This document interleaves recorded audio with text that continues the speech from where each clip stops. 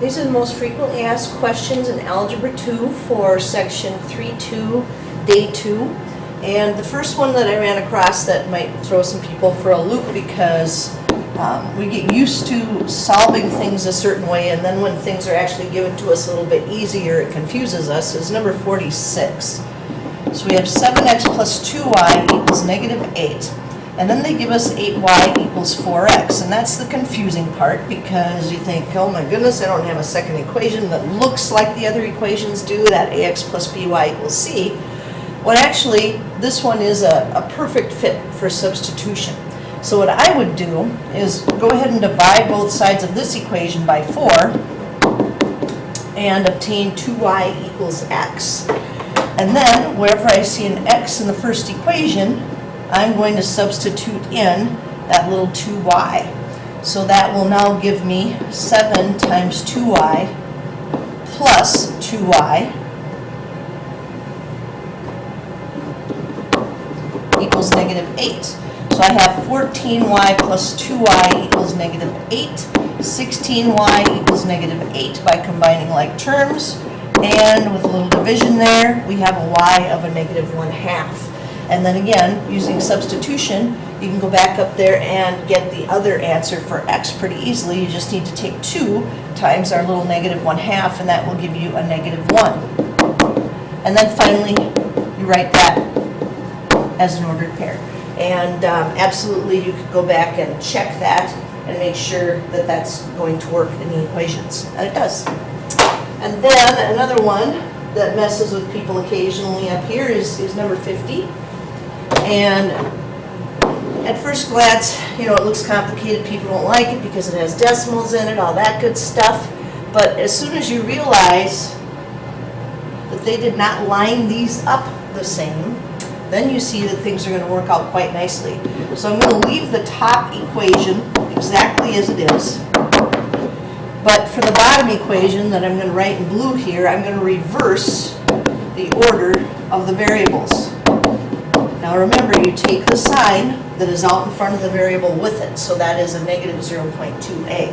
And then this problem is set up perfectly for linear combination, also called elimination, because our 2/100ths a's are going to drop right out of there.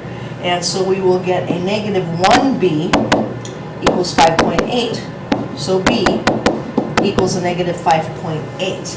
And then, like I said, when you use elimination, you do have to do a little more work on the back end of this because you have to do some more work to figure out what the other variable is.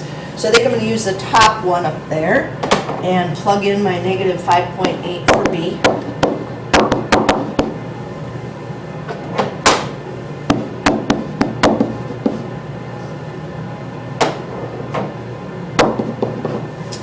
And then you just grab yourself a calculator and start going on this. So we have a negative 1.5 times 5.8, and that's a negative as well, so that'll be a positive 0.02a plus 8.7 equals 4. We take our little 4 and subtract that 8.7. That's going to give us a negative 4.7. So 0.02a equals negative 4.7. Divide that by our little 2/100ths, and that gives us negative 235. And then again, they did not use x's and y's, so what we would want to do is just put those in alphabetical order for our ordered pair. So that would be a negative 235 for A,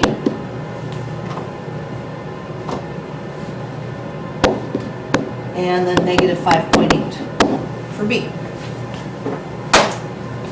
The next one, actually quite a few one-word problems here that I thought people might need to see. So on the next slide,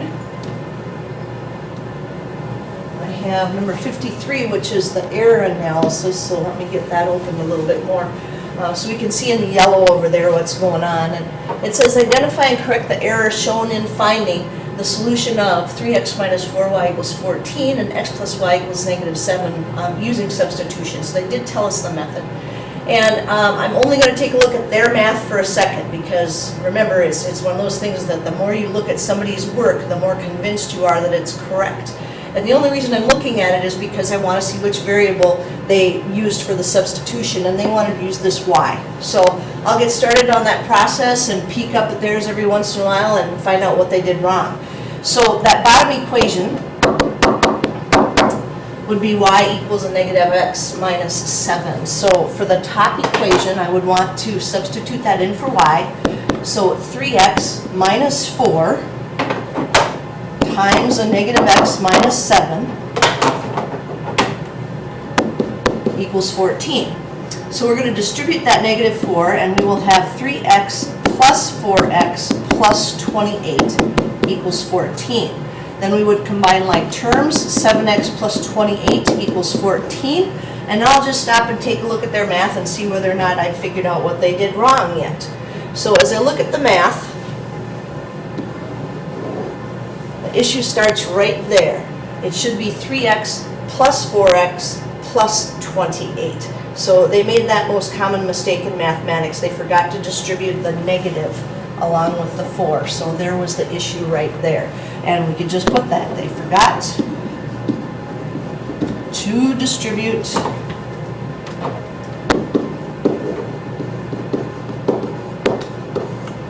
the negative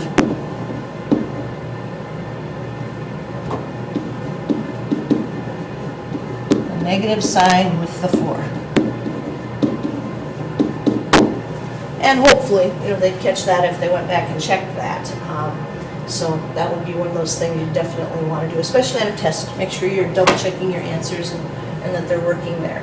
Then number 54, we are talking about muffins, carrot muffins. So let me see if I can get that up here so that you can still see it. But I'll have the work for the other one still there. And in number 54, it says Jenny's Bakery sells carrot muffins at $2 each. The electricity to run the oven is $1.20 per day, and the cost of making one carrot muffin is $1.40. How many muffins need to be sold each day to break even? So this problem could be set up as just having two sides of an equation being equal to each other. But they did put this in the section with systems, so really do want to try and write two equations here. And I noticed right away, break even is about your profit equaling your losses. So I don't know either one, so I'm going to go ahead and write an equation for profit and just call profit the y in here. And what I do know is she makes $2 for each carrot muffin. So I'm going to have x be the number of muffins, and y is talking about money here. And then money also comes out of this for losses, the money she has to pay out. So each day, and that's what the formula said to do, how many muffins need to be sold each day. She has to pay $120 plus, because that was the oven. She's only going to pay that $120 for one full day. And the cost of making one muffin is $1.40, but she's probably not making one muffin, so it's $1.40 per muffin. And remember that the X stood for the number of muffins that we have there. And then you could probably take it from here, but it's perfect match for substitution here. We have a y here, and we know that it equals 2x, so we can just plop that right down here. And away you go, and before too long you'll have yourself an answer here. So 2x minus $1.40, x would be 60 cents, x equals 120. So you just have to take your 120 and divide that by the 0.6, and that would give you 200 muffins.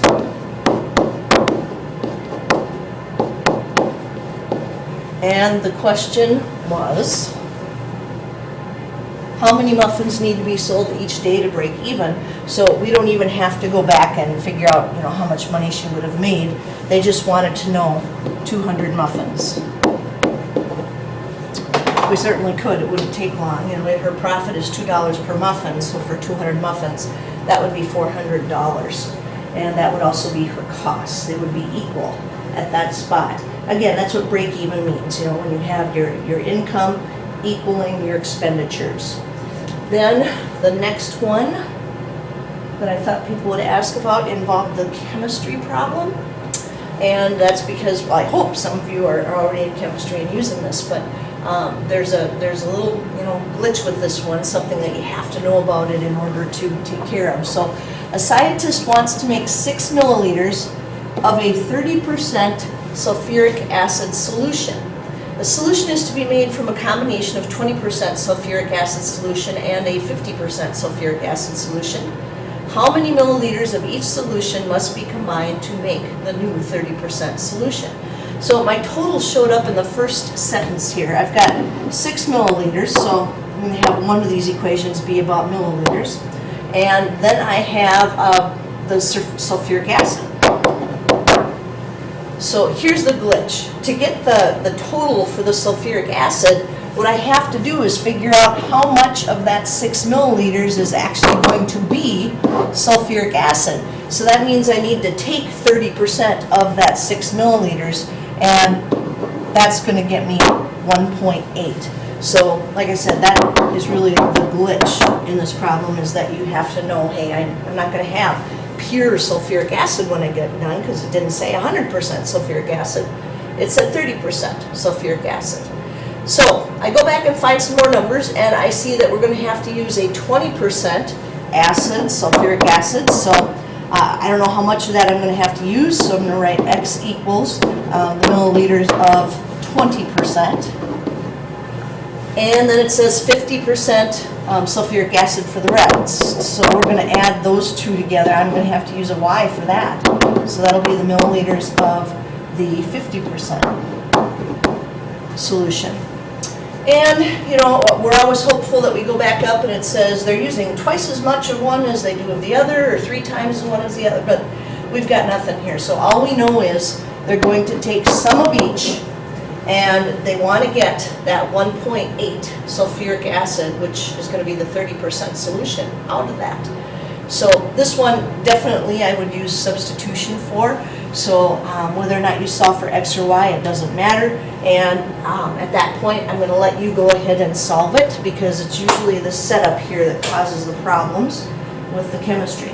And then number 58. 58 says we have this equation 3x minus 4y equals 2. And we want to know which equation below would form a system with no solutions. Well, the only systems that are going to have no solutions are ones that have parallel lines. So what I'm going to have to do is get this in that y equals mx plus b format so that I can see the slope very easily. And it looks like, at least the first couple of these, A and B, it's going to be very easy to get y by itself. So as I do that, I'm going to subtract 3x from both sides and divide by a negative 4.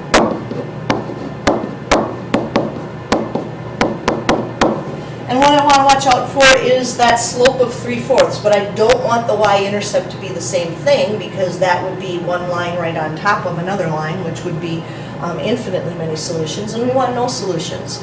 And there's another glitch here in that they did theirs with decimals. So myself, I'd switch them to fractions. So this would be 2y equals 3/2 x minus 2. Or you could certainly take that one and place it into decimals. But what I'm going to need to do here is multiply everything in this equation by 1/2 to get rid of that 2, or you could think of it as dividing by 2. It's easier with fractions to think of multiplying by the reciprocal. So right away, I see there's my 3/4 x. But I have to keep going, because it is possible that I'll get a negative 1/2 in the back, and then that's not the one I want, because that would be our system with infinitely many solutions. And I get a negative 1 in the back, and right away it is A. A has the same slope. It does not have the same y-intercept, so those two lines will be parallel. And those were the ones that I thought people might get a little stuck with.